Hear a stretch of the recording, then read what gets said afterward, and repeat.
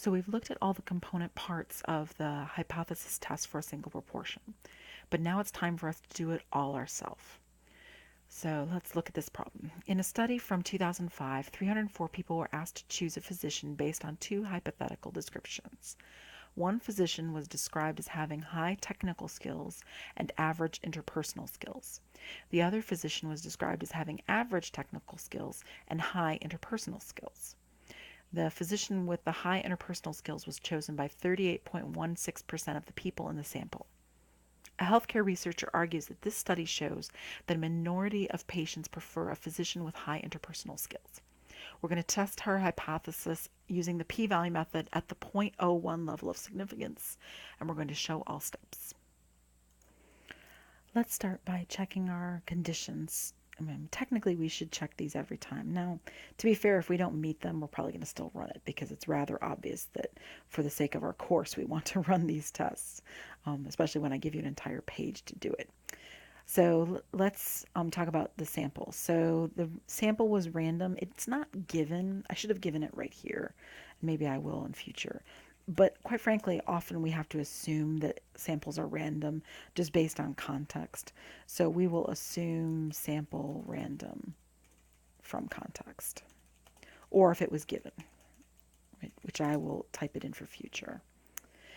Then independent sample. Well, our sample size is 304. We asked 304 people right here. So that's our little, our n, if you will. Well, that as an n value is obviously less than 5% of all the patients there are, right? So we can say that. So of course, a little n, which is 304, is less than 5% of all patients in the US. Again, it's kind of waving our hands out a little bit because it just makes sense in the context of the situation to assume that 304 is less than 5% or less than 0.05 times, if you want to see it that way, 0.05 times all the patients in the US, because that's what capital N is. It's the population size. So this is an of course. And this one we're just going to assume, or it's given to us. And then we want to check that n times p times 1 minus p is greater than or equal to 10. Well, in order to do that, we're going to need to know what our p0 is. So I think it's going to pay for us to go figure out what our null and alternative hypotheses are, and then we'll come back and double check that this is the case. So let's go think about our null and alternative hypotheses. Now, we want I think it's rather obvious that the parameter we're talking about here is proportions, right? For one thing, I see percents flying around. And for another thing, I know what section I am in the assignment, which is I'm in the lecture notes for 10.2, which is the proportion ones. But in general, when you see percents flying around like that, that's going to be your type of statistic or parameter, right? Proportions. All right, now the key to all of this is this word right here, minority. We learned a few pages ago that minority means less than 5 or less than 50%. So less than 50% means that I'm being told without words what my, or in words I should say, but not symbols, what my alternative hypothesis is. So my null hypothesis must be p equals 0.5 if my alternative hypothesis is p is less than 0.5. So there's the null and alternative hypotheses. All right, that helps us because we needed that 0.5 to know what P0 was. So P0 is 0.5. So we want to take 0.5 times 1 minus 0.5, and we want to multiply all of that by 304. And if we're lucky, this will all be bigger than 10, and everything will be happy.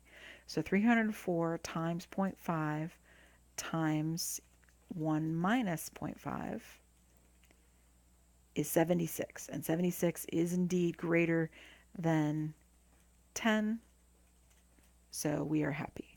So we've met all three requirements. So this is a yes.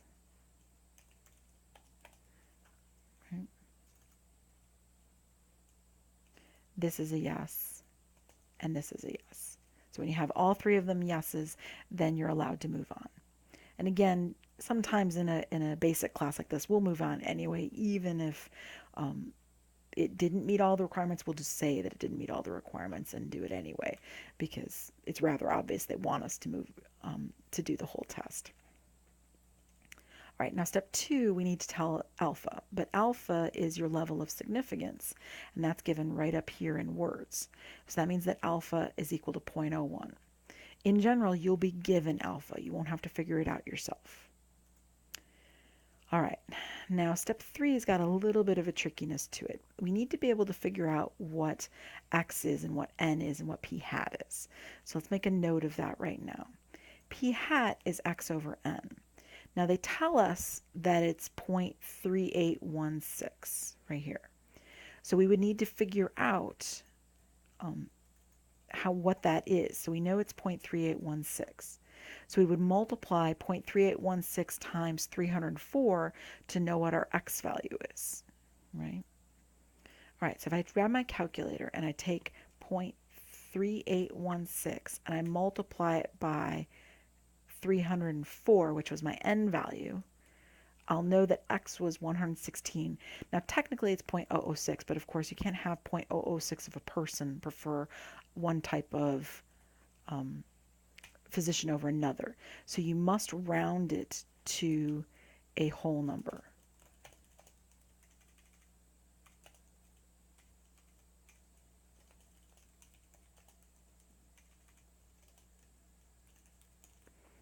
Right. So that's just a little side note for us. Because we're going to need it later on, hint, hint, hint. So we want to be able to know what x is, what n is, and what p hat is.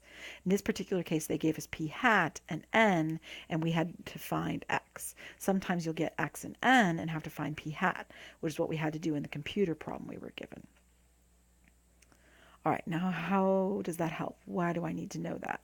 Well, I need to know that because the formula for z0 uses p hat. It looks like this. Has p hat minus p0 over the square root of p0 times 1 minus p0 over n and all that stuff. So I want to grab all of that information and type it all in. Oop, one sec. Okay, now up here, you can either type for your p hat 116 over 304, or you can type 0.3816. That's fine too. Now you might be wondering, how in the world did I get this whole negative 4.129 business? And the answer is I use my calculator. Now, this is extremely difficult to type in correctly. But you don't have to.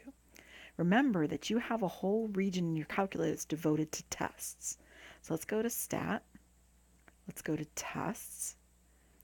And we were working with intervals in Chapter 9, but now in Chapter 10 we realize, oh, all these tests, z-test, t-test, all this stuff, this must have to do with hypothesis tests. And the answer is yes, it does, right? So we in particular want a one-prop z-test. Now you can tell that because I put it right at the top of the sheet here on your exam sheet, that you use one-prop z-test. So that's the one. Grab the one-prop z-test, which is number 5. And it wants to know what's your p0 value, which was 0.5 for us. What was x? Now, this is where you needed that x value that we found, which was 116. N was 304. And then we were testing a less than test. So you have to kind of move over here with your arrows and you press enter on it so that it's dark. And then you go down to calculate and press enter. And there you have it. It tells you that z right here at the top is negative 4.129, just like I said it was right here in step 3. It's negative 4.129. Lovely. So now we've done step 1, step 2, and step 3. Now we need to choose which step we're going to do for step 4. But they said to use the p-value approach. So we actually want to use the right side of the table, the p-value side. So we want to determine the p-value with our calculator. It was actually already figured out for us. And then we want to draw and label and shade an appropriate graph. So that's what we're going to do next. So we're doing a left-tailed test, so it's going to be this picture in the middle right here. So that's what we're going to grab.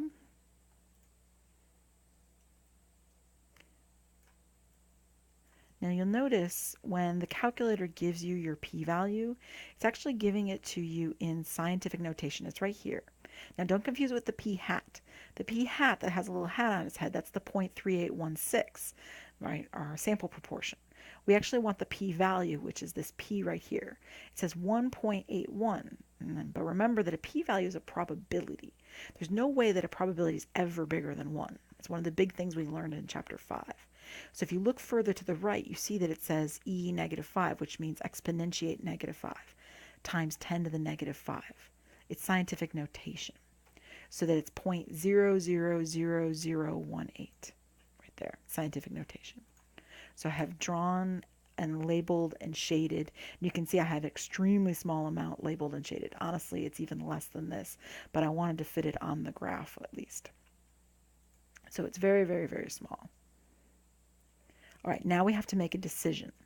Are we going to reject or not reject the null hypothesis?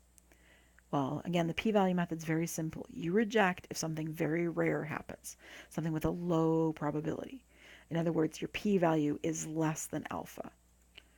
So think about our p-value. It's 0.000018, which is very, very, very low.